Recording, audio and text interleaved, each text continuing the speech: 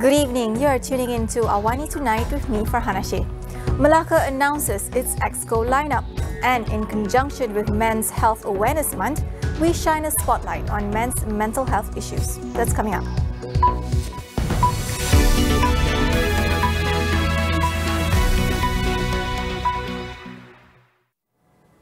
Newly appointed Melaka Chief Minister Datuk Sri Sulaiman Muhammad Ali has announced his new lineup of state executive councillors. He said the combination of old and new faces from various backgrounds and professions is the best lineup to govern the state for the next 5 years. Sulaiman himself will be holding the portfolio of economic planning, finance, land development, government-linked companies and religious affairs. Two old faces, Datuk Muhammad Jailani Khamis, maintained his portfolio of tourism, heritage and culture, while Datuk Rahman Mariman was given a new portfolio of works, transport, public amenities, infrastructure and flood management. 8 new faces were also appointed to the lineup, including former State Assembly Speaker Datuk Sri Abdul Rauf Yusof. He heads the Industrial Investment and Entrepreneur Development portfolio. All the new executive councillors were sworn in before Yang di-Pertuan Negeri Tun Dr. Muhammad Ali Rustam today.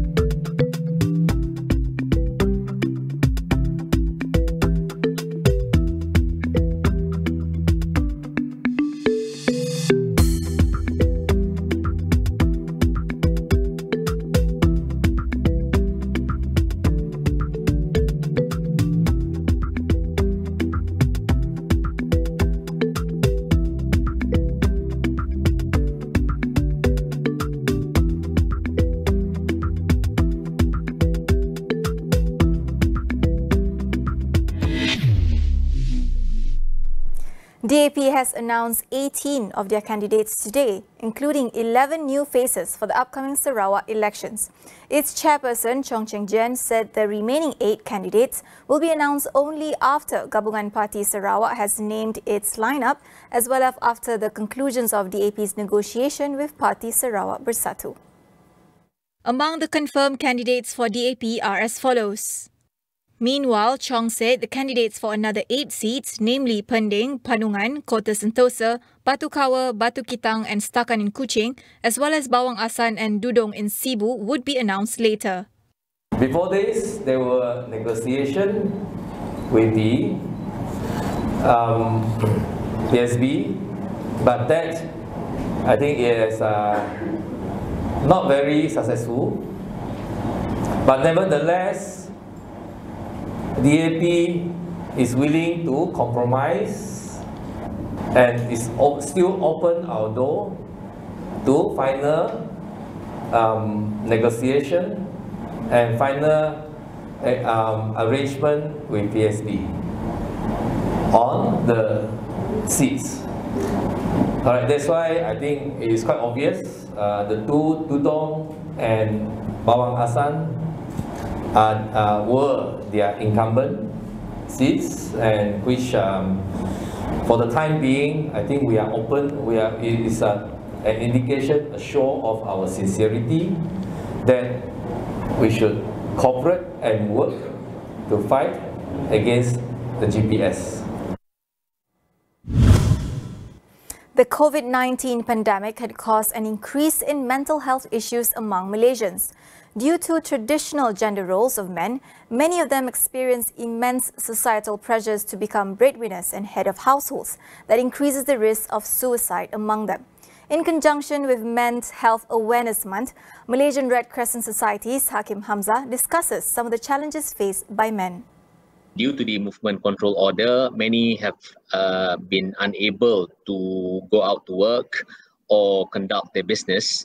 This has somehow affected their household income, and due to the traditional pressures of men being the breadwinner in the family, so there has been some considerable pressures on families that have their household income affected due to the pandemic. It's been reported that 80% of the workforce in Malaysia are men, and definitely the unemployment rate has risen.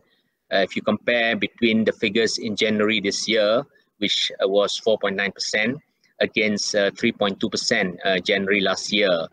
And due to financial hardship, unemployment, and lower social economic status, risk factors have developed mental health conditions among men especially. According to Hakim, stereotypes surrounding how men are expected to behave are damaging. Men being seen as not just the breadwinner in the family, but seen as being strong and having the upper hand in terms of emotional standing and so on, and the misconception of the fact that men would not be affected in terms of mental health issues due to pressures and so on. So this is totally untrue, although we have been, men are often asked to man up, and men shouldn't cry and so on and so forth.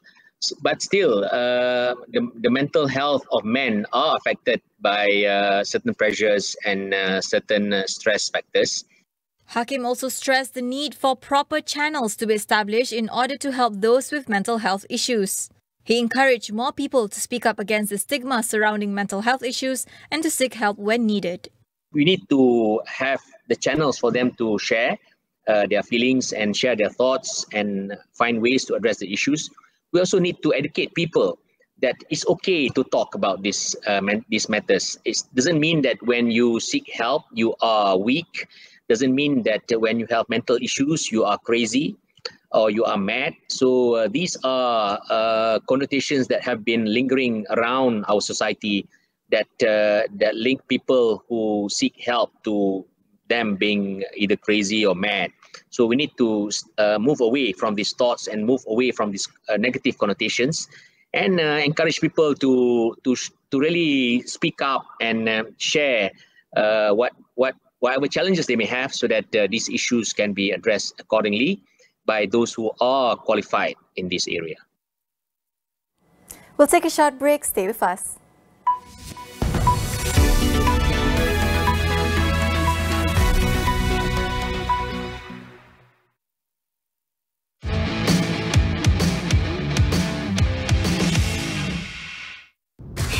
Cuaca panas menyebabkan kelumomo, minyak dan kegatalan? Clearman 100% untuk para lelaki. Teknologi anti kelumomo 3 kali ganda. Tiada kelumomo, minyak atau kegatalan dingin pada kulit kepala. Clearman terbukti menewaskan kelumomo. Take 5 ke arah kesejahteraan mental dan fizikal.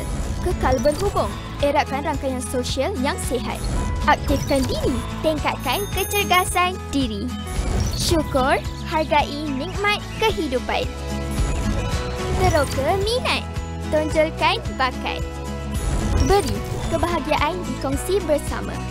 Amalkan Take 5, Agenda Nasional Malaysia Sihat, sihat sepanjang hayat. Apa rahsia sebalik kopi kami? Rasa ringan, sederhana atau penuh. Lebih aroma, lebih rasa. Panggangkan biji kopi. Masa dan suhu dari hijau, kuning ke perang keemasan. Indah. Lagi. Berhenti. Terbaik. Direka penuh berseni agar enak dinikmati. Dibuat oleh 5 pakar kami.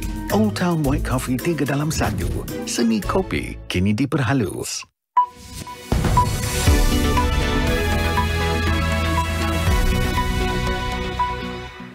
Welcome back. The government is planning to make Bangladesh, Indonesia and the Philippines as new source countries to fill vacancies in the security service sector.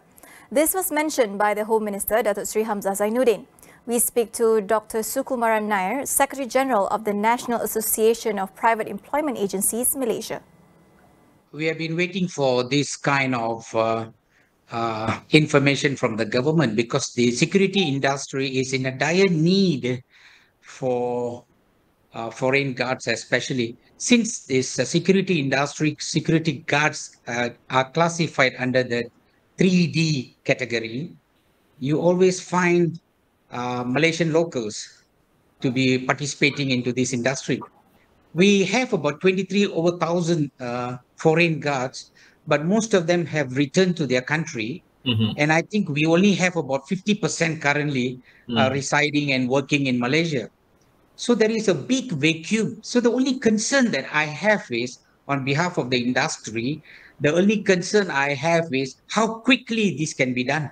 This is because, according to him, the security services sector is in dire need of labour. At the current moment, the security industry players are using only foreign security guards in areas where they are non-governmental. Governmental projects all are being used by local guards. They comply with the rules of using local guards. So when the foreign guards of entry into Malaysia is being disturbed, or if we don't have a smooth flow, we will find that condominiums, projects, building projects, construction sites, plantation sectors, agriculture areas will lack security guards. And when this happens, you will find that there can be a lot of mishaps, a lot of there will be an increase in crime. And thirdly, industries, condominiums, value proposition of properties will also be very drastically affected. A new COVID-19 variant has recently been detected in South Africa. Concerns have been raised by experts warning how the variant can be more transmissible and is able to bypass some of the protection provided by vaccines. Early signs suggest that variant B11529 has rapidly increased in Gauteng, the country's most populous province. It has already spread to at least 8 other provinces in the country and as far away as Hong Kong and Israel in travellers from South Africa. Professor Tulio de Oliveira, the director of the Centre for Epidemic Response and Innovation in South Africa, warned of the variant unusual constellation of mutations. He said that the variant has 50 mutations overall, including more than 30 in its spike protein, about double the number associated with the Delta variant. Meanwhile, European countries such as the United Kingdom, Germany and Italy, as well as Asian countries such as Singapore, India and Japan, had taken preventive measures to restrict the entry of travellers from certain African countries. Singapore will extend its vaccinated travel lanes to 6 more countries next month. Travellers from Thailand may enter Singapore under the quarantine-free VTL beginning December 14th, while those from Cambodia, Fiji, Maldives, Sri Lanka and Turkey can do so from December 16th. This latest move will increase the number of countries with which Singapore has VTL arrangements to 27. Meanwhile, the daily VTL quota will also be raised from 10,000 to 15,000 travellers.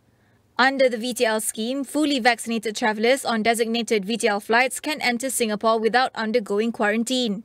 They are only required to undergo COVID-19 testing. This weekend's Women Tribunal will hear testimony of violations and discrimination while envisioning what justice could look like in a gender-equal Malaysia. Tonight on Consider This, Melissa Idris speaks to our guests about the event. That is all we have for you on AWANI tonight. Get the latest news update on COVID-19 and COVID-19 vaccines from astroawani.com and the Astro AWANI app. I'm Fahana Sheikh. Thank you for watching.